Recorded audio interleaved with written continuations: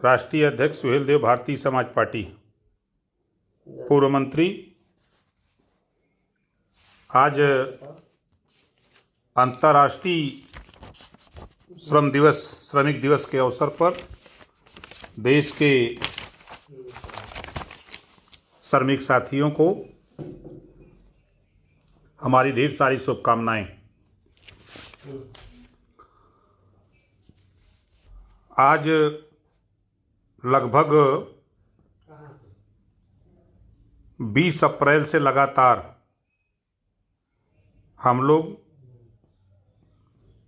Party के सभी नेता, हम लोगों के जो बाहर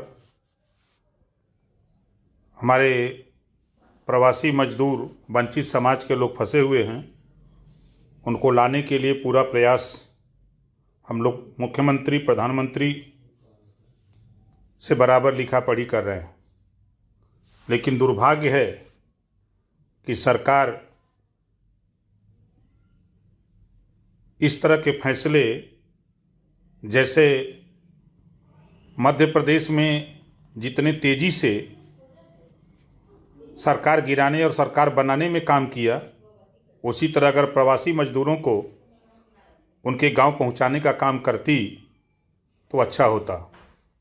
आज जैसा कि इंडिया टीवी पे मैंने देखा कि तेलंगाना से झारखंड के लिए वहाँ के मुख्यमंत्री के निवेदन पे 1200 लोगों को लेकर स्पेशल ट्रेन आज सुबह रवाना हुई है तेलंगाना से झारखंड के लिए। तो ये दोहरा चरित्र क्यों? अगर तेलंगाना से झारखंड के लिए ट्रेन, जैसा कि इंडिया टीवी पे दिखाया जा रहा है, तो अगर चल सकती है तो फिर गुजरात से, बॉम्बे से, दिल्ली से स्पेशल ट्रेनें चलाकर प्रवासी मजदूरों को तत्काल उनके घरों पहुंचाया जाए। सरकार जो टीवी और अखबारों के माध्यम से प्रचार कर रही है कि गरीबों को राशन, मजदूरों को राशन दिया जा रहा है, जो अन्य प्रदेशों में फंसे हुए हैं, बिहार और उत्तर प्रदेश के, उनको राशन दिया जा रहा है, जबकि ऐसा कुछ नहीं है। 24 घंटे में खिचड़ी मिल रही है और वो ऊब गए हैं। और मैं माननीय मुख्यमंत्री उत्तर प्रदेश और प्रधानमंत्री भारत सरकार से ये कहना चाहूँगा कि मैंने एक फिल्म देखी थी, उस फिल्म में था तारीख पे तारीख, तारीख पे तारीख, तारीख पे तारीख। एक वकील बहस कर रहा था कि गरीब को सिर्फ मिलती है तो तारीख। देश के निर्माण में, अमीरों को अमीर बनाने में जितना बड़ा योगदान श्रमिकों का है, उन श्रमिकों के साथ आज बहुत बड़ा भेदभाव हो रहा है। इस नाते हम उत्तर प्रदेश के मुख्यमंत्री, बिहार के मुख्यमंत्री और देश के प्रधानमंत्री से कहना चाहूँगा कि तत्काल अब उनको तारीख न दिया जाए, उनको तत्काल बसों से, ट्रेनों के माध्यम से उनके घर पहुँचाया जाए, उनके गांव पहुँचाया जाए, और ताकि वो अपने परिवार में आकर के, भले उनको घर ला करके आप 14 दिन क्वारंटीन में रखिए, कोई दिक्कत नहीं, लेकिन उनको तत्काल जहाँ जहाँ फंसे हुए लोग हैं उनको वहाँ से ले आइए। लाखों लोग हम लोगों के यहाँ फ़ोन कर चुके। पार्टी के हमारे जितने भी नेता हैं, सभी नेताओं के यहाँ बराबर फ़ोन आ रहे हैं। जो हम लोगों से बन सका हम लोग बराबर कर रहे हैं, चाहे वो आर्थिक सहयोग हो, चाहे शारीरिक सहयोग हो, चाहे जिस तरह का भी सहयोग हम लोगों पार्टी की तरफ से हम लोग बराबर लगे हैं। इस नाते हम माननीय मुख्यमंत्री जी से कहूँगा कि टीवी पर बयान दीजिए, अच्छी बात है, लेकिन हम तो ये देख रहे हैं कि ताइवान की तरह अगर फैसला भारत सरकार ने लिया होता तो आज भारत की भी तस्वीर ताइवान की तरह होती। लेकिन देश की सरकार उस समय तो डोनाल्ड ट्रंप को स्वागत में लगी थी और मध्य प्रदेश में सरकार गिराने में लगी थी। जब लॉकडाउन करना था, उसी समय एयरपोर्ट बंद कर दिया गया होता और देश में ये बता दिया गया होता कि कोरोना विश्व की एक महामारी फैल रही है, ये भारत में भी फैलेगी, आप लोग अपने अपने घरों चले जाओ। तो लोग ट्रेनों से, बसों से अपने अपने घर चले आए होते। लेकिन ऐसा सरकार ने नहीं किया। झूठा बयानबाजी टीवी पे दे रहे हैं कि हम एयरपोर्ट पर हम स्क्रीनिंग कर रहे हैं, हम उनको क्वारंटीन कर रहे हैं, लेकिन कनिका कपूर ने इस बात को साबित किया कि एयरपोर्ट पर कोई जांच नहीं हुई, कोई वहां व्यवस्था नहीं थी। और एक गांव में जब एक आदमी मिल जा रहा है, पूरे गांव को घेर करके उसको क्वारंटीन बना दिया जा रहा है।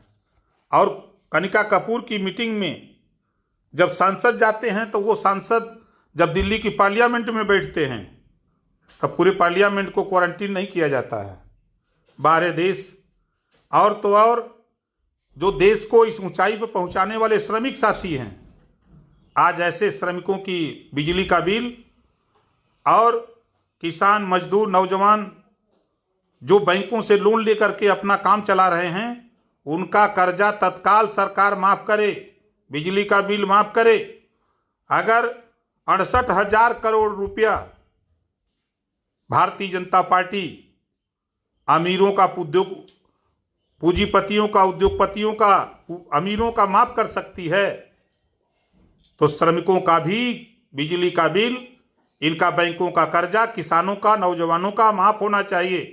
नहीं तो ये दोहरा चरित्र जनता के बीच में उजागर हो रहा है। और मैं पुनः मुख्यमंत्री और देश के प्रधानमंत्री से कहना चाहूँगा, स्पेशल ट्रेन चलाकर तत्काल, बस चलाकर तत्काल उनको प्रदेश में वापस लाया जाए। आप लोगों ने ऐसा नहीं किया तो ये समझ लीजिए कि अब तारीख पे तारीख अब कोई सुनने वाला नहीं है गरीब। अब वो पैदल अपने अपने घरों से निकल पड़ेगा और वो अपने गांव के लिए, और तब आप बेकाबू भीड़ हो जाएगी, तब आप कंट्रोल नहीं कर पाओगे। ऐसा फोन के माध्यम से ऐसा लोगों का कहना है कि अब हम लोग, अब खाने बगैर मरना है तो पैदल चल के अपने गांव, अपने परिवार में मरेंगे। इस नाते माननीय मुख्यमंत्री जी और प्रधानमंत्री जी, जब तेलंगाना से झारखंड के लिए ट्रेन आप चालू करा सकते हो तो उत्तर प्रदेश और बिहार के लोगों के लिए भी ट्रेन चलाओ, बसें चलाओ। और बिहार के मुख्यमंत्री जी और भारतीय जनता पार्टी के उप मुख्यमंत्री, अपना पल्ला मत झाड़ो, आप लोग काम करो। जब वोट लेना होता है तब तो गरीब मजदूर दिखाई देता है, तब जाकर के गिड़गिड़ाते हो। आज मजदूर गरीब के ऊपर जब विपत आई है तो आज कह रहे हो कि बस नहीं है, बस नहीं है, तेरे पास पैसा नहीं है, अमीरों का कर्जा माफ करने के लिए तेरे पास पैसा है, तेरे पास बैंक में रुपया कहां से आएगा? बनाए तो हो उत्तर प्रदेश फंड केयर बनाए हो, कोरोना प्रधानमंत्री केयर फंड बना है जिसकी कोई जांच नहीं, रुपया कहां गया? उसी रुपए से तेल भरवाओ ट्रेन में, बस में, और गरीबों को उनके घर पहुंचाओ। और मैं सुहेल देव, भारतीय समाज पार्टी और भागीदारी संकल्प मोर्चा, माननीय बाबू सिंह कुशवाहा, माननीय बाबूलाल पाल, रामकरण कश्यप, रामधनी बीन, अनिल चौहान, प्रेमचंद प्रजापति, हम सब लोग मेहनत से लगे हुए हैं। जो हम लोगों ने मोर्चा बनाया है, भागीदारी संकल्प मोर्चा, पिछड़े दलित अल्पसंख्यकों, अल्पसंख्यक के लोगों, सोचो ये भारतीय जनता पार्टी सिर्फ हिंदू मुसलमान करने में लगी है। अरे मैं तो क्या कहूं, हम ये संदेश देना चाहता हूं उन विधायकों को जो हिंदू मुसलमान के नाम पर कलंक हैं। मैंने देखा एक विधायक देवरिया का बोलता है कि मुसलमानों से सब्जी न खरीदो, एक विधायक भारतीय जनता पार्टी का बोलता है सीतापुर का कि ब्राह्मण और ठाकुर राज है, एक बांदा का विधायक बोलता है कि अधिकारी और मुख्यमंत्री मिलकर सरकार चला रहे हैं। विधायकों का मतलब नहीं है। आज अगर वोटिंग करा दिया जाए तो 300 विधायक एक तरफ हो जाएंगे। तो कम से कम ये माहौल है।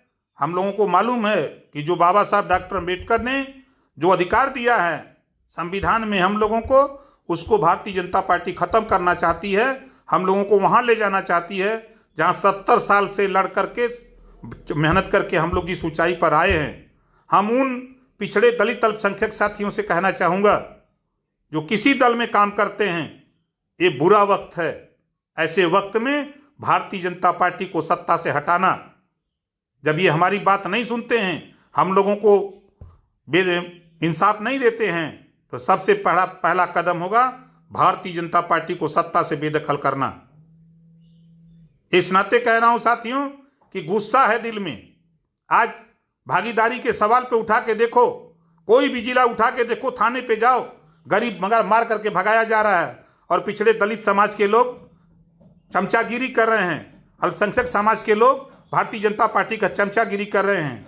ऐसे चमचागिरी करने वाले लोगों, अपने मुख्यमंत्री और प्रधानमंत्री से कहो कि ट्रेन और बस चला करके उन मजदूरों को, जो फंसे हुए लोग हैं, उनको तत्काल घर पहुंचावें। चमचागिरी ये करो, ये चमचागिरी मत करो कि समाज को, सिर्फ समाज को गुमराह करके बगला करके वोट दिलाने का काम न करो।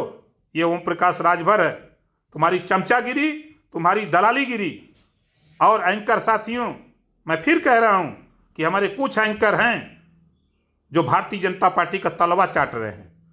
तलवा चाटने वाले लोगों, कम से कम अपने में मानवता पैदा करो। अगर दम हो तो सच्चाई दिखाओ, नहीं दम है तो छोड़ दो नौकरी। देखो, अरविंद गोस्वामी का गिड़गिड़ा रहा है फर्जी, उसका साथ देने वाले लोग, इन लोगों के खिलाफ तो 420 का मुकदमा होना चाहिए। अभी जब इनके खिलाफ जांच हुई है, मुकदमा पुलिस वालों ने लिखा है, तो चिल्ला रहे हैं सब लोग, एकजुट हो जाओ। इससे पिछड़े दलित अल्पसंख्यक भी सीख लो कि तुमको भी एकजुट होकर के अपने अधिकार के लिए लड़ो। हिंदू मुसलमान नहीं, मुसलमान का चारा बना करके हिंदुओं को, हिंदू कौन है? ये पिछड़ा दलित अल्पसंख्यक के नाम, मुसलमान के नाम पर पिछड़े दलित को हिंदू बना करके ये राजनीति करना चाहते हैं। आप देखो दिल्ली का मामला, दिल्ली में कपिल मिश्रा गिरफ्तार नहीं होता है, क्यों? इस नाते की मिश्रा है, कपिल मिश्रा हैं। अगर वहीं दूसरा कोई मुसलमान होता, कोई खान होता, कोई पठान होता, तो तुरंत गिरफ्तार हो जाता। दंगा कराने वाला मीटिंग में, खुली मीटिंग में कह रहा है, गोली मारने की धमकी दे रहा है, उसके खिलाफ कार्रवाई नहीं। और भारतीय जनता पार्टी, ये भारतीय जनता पार्टी व्यापारियों की पार्टी हो गई है इस समय। गुजरात के लोग पूरे देश को बेचने में लगे हैं। आप उत्तर प्रदेश के लोगों देखो, कान खोल के सुनो, पिछड़े दलित अल्पसंख्यक, उत्तर प्रदेश का गवर्नर गुजराती, सीबीआई का चीफ गुजराती, ईडी का चीफ गुजराती, आरबीआई का चीफ गुजराती, गृह मंत्री गुजराती, प्रधानमंत्री गुजराती, और जितने भी बड़े बड़े ठीके पट्टे सब गुजराती। और तो और मजे की बात कि 1800 लोगों को उत्तराखंड से गुजरात ले गए। 1800 लोगों को, क्योंकि वो गुजराती थे। आए पिछड़े दलित चमचागिरी करने वाले नेताओं, 1800 लोग जो गुजरात के फंसे थे, उनको लग्जरी बस से गुजरात पहुंचाया जा रहा है। और ये मजदूर, गरीब, वंचित समाज के लोग जो दूसरे प्रदेशों में फंसे हैं, रोजी रोटी के लिए गए हैं, आज वो बेचारे तरस रहे हैं, आज भूख से मर रहे हैं, तड़प रहे हैं। उनके लिए नहीं सोच रहे हो।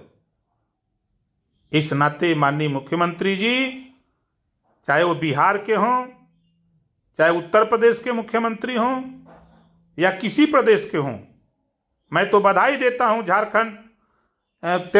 झारखंड के मुख्यमंत्री को कि तेलंगाना से स्पेशल ट्रेन चलवा करके अपने लोगों को मंगाने का काम शुरू कर दिया है। ऐसी व्यवस्था उत्तर प्रदेश के मुख्यमंत्री जी और देश के प्रधानमंत्री जी बैठ करके वहां से मन की बात मत करो, गरीबों की मन की बात भी सुनो। इसी बात के साथ घबराओ नहीं, पिछड़े दलित अल्पसंख्यक समाज के लोगों, ओम प्रकाश राजभर तेरे साथ है। इस समय लॉकडाउन लगा है, हम उसका पालन करते हैं, आप लोग भी उसका पालन करिए। जो सरकार का निर्देश है उसका पालन हम लोग करें, लेकिन सरकार को भी इस कदम को उठाना पड़ेगा कि ट्रेन और बस चला करके उन गरीब, मजदूर, कमजोर लोगों को उनके घरों तक पहुंचाने की व्यवस्था तत्काल करें। नहीं तो 3 तारीख के धैर्य टूट जाएगा, वो तारीख पे तारीख खत्म हो जाएगा। तब आप यही कहोगे कि ये लोग मान नहीं रहे हैं। और मैं पिछड़े दलित अल्पसंख्यक से पूछना चाहता हूं, जो ये दलाल किस्म के लोग हैं, जो भारतीय जनता पार्टी का गीत गाने वाले लोग हैं, मैं इनसे पूछना चाहता हूं, बताओ सड़क पर कौन लाठी खाया पुलिस का? एक भी अमीर लाठी खाया? एक भी बताओ कोई कहीं लात खाया? लात खाया कौन? यही मजदूर, श्रमिक, यही वंचित समाज जाति पूछ करके मारा जा रहा है। ऐसा तांडव हुआ है इसमें। इस नाते पिछड़े दलित समाज के लोगों, सोचो कि मैं तो अभी एक घटना देखा प्रतापगढ़, 25 तारीख को बेटी गायब होती है, 26 को लाश मिलती है। पट्टी थाने का मामला है, जलालपुर बैठौली का, और 5 दिन से उसी परिवार को थाने में बैठाया है कोतवाल। क्या ये जातिवाद नहीं है? अगर वो कहीं अगड़ी जाति का होता तो उस कोतवाल की औकात नहीं थी कि उसको बैठाते 5 दिन। इसमें मैंने सीओ से बात किया, डीआईजी से बात किया, डीजीपी से बात किया, लेकिन पूरी की पूरी सरकार उन अपराधियों को बचाने में लगी हुई है। न्याय नाम की कोई चीज नहीं रह गई इस सरकार में। और चूंकि वो पाल बिरादरी की लड़की है, महीना भर पहले उसके साथ छेड़खानी हुई तो गांव के लोगों ने समझौता करा दिया। आज उस लड़की की हत्या कर दी गई और 25 तारीख की रात को हत्या होती है, 26 को सुबह लाश मिलती है और FIR 28 को होता है। बाहर सरकार, बाहर देश, बाहर प्रदेश, सबका साथ सबका विकास। वोट तो सबका चाहिए। ऐ पाल समाज के लोगों, जरा सोचो उस पाल के परिवार को जिसकी लड़की मरी है। 5 लोगों को थाने आज 5 दिन से बैठाया है। और ओम प्रकाश राजभर, परसों से ही मैं सीओ से लेके डीआईजी से लेके डीजी तक मैं लगा हूं, लेकिन आश्वासन पे आश्वासन, आश्वासन पे आश्वासन खाली दे रहे हैं। तो साथियों, दर्द बहुत है, तमन्ना बहुत है, सोच बहुत है। और जो ये टीवी अखबार में फर्जी प्रचार खाली किया जा रहा है, तो आप घबराओ नहीं। हम पूरी ताकत के साथ सरकार से लड़ने के लिए एकदम लगे हैं और हमारी पूरी कोशिश हो रही है कि आप सुरक्षित अपने घरों में वापस आओ। इसके लिए हम लगे हुए हैं। और हिम्मत मत हारना साथियों, चाहे कहीं भी हो, चाहे केरल में हो, आंध्रा में हो, चाहे तमिलनाडु में हो, चाहे मध्य प्रदेश में हो, चाहे राजस्थान हो, चाहे दिल्ली हो, चाहे बॉम्बे में हो, किसी भी प्रदेश में हो, हिम्मत मत हारना। हम तेरे साथ खड़े हैं। कभी भी हिम्मत मत हारना। और जहां तक हमारा प्रयास हो रहा है, और उन साथियों से भी कहूंगा जो सामर्थ्यवान लोग हैं, जो भारतीय जनता पार्टी के खिलाफ लड़ाई लड़ने के लिए चाहते हैं, वो ओम प्रकाश राजभर की मदद करें। और मैं इस लड़ाई में 1 इंच भी पीछे नहीं हटूंगा। और मैं वादा करता हूं कि 2022 में भारतीय जनता पार्टी को उत्तर प्रदेश से नेस्तनाबूद करके छोड़ूंगा। इन्होंने जो जिस तरह का भेदभाव हम लोगों के साथ, पिछड़ों, दलित, अल्पसंख्यक के साथ कर रहे हैं, इसको कतई हम बर्दाश्त नहीं कर सकते। दुनिया बर्दाश्त करे, लोग अपने स्वार्थ के लिए चमचागिरी, जी हजूरी करे, लेकिन ओम प्रकाश राजभर कभी भी जी हजूरी, चमचागिरी नहीं करेगा।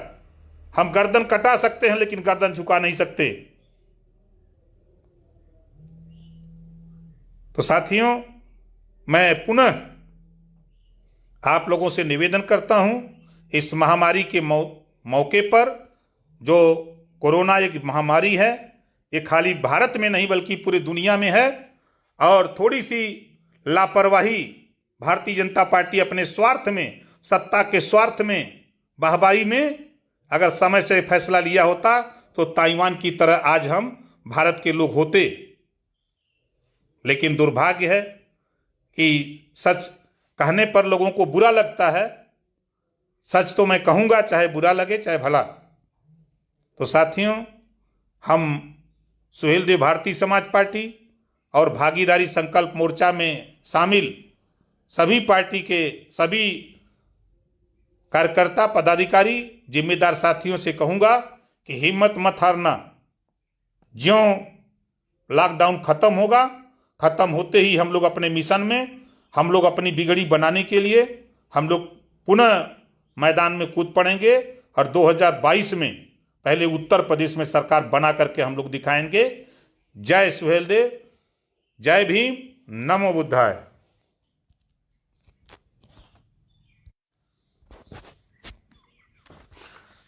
सवा एम नेटवर्क हुए मासा